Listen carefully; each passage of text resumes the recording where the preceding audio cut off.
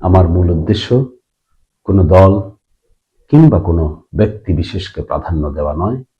মূল উদ্দেশ্য হলো দিরাইশাল্লাবাসীকে সাথে নিয়ে মাতৃভূমির উন্নয়নে নিরলস প্রচেষ্টা চালানো।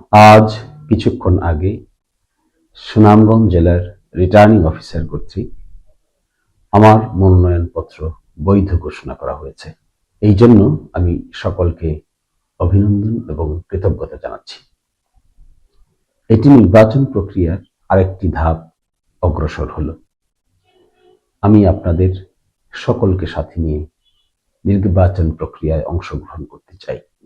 দলমত নির্বিশেষে, জাতি ধর্ম বর্ণ নির্বিশেষে সকলের সম্মিলিত প্রচেষ্টায় আমরা নির্বাচন প্রক্রিয়ায় অংশগ্রহণ করে আমাদের মাতৃভূমিকে সম্মুখ দিকে অগ্রসর করতে চাই। আমার মূল উদ্দেশ্য কোনো দল কিংবা কোনো ব্যক্তি বিশেষকে প্রাধান্য দেওয়া নয়। মূল উদ্দেশ্য হলো দিরাইশাল্লাবাসীকে সাথে নিয়ে মাতৃভূমির উন্নয়নে নিরলস প্রচেষ্টা চালানো।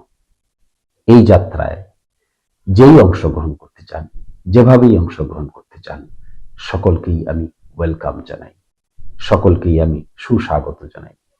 আশা করি আমাদের সম্মুখের পথ চলা একসাথে হবে, ঐকমত্যের ভিত্তিতে হবে, পারস্পরিক সম্মানবোধের ভিত্তিতে হবে।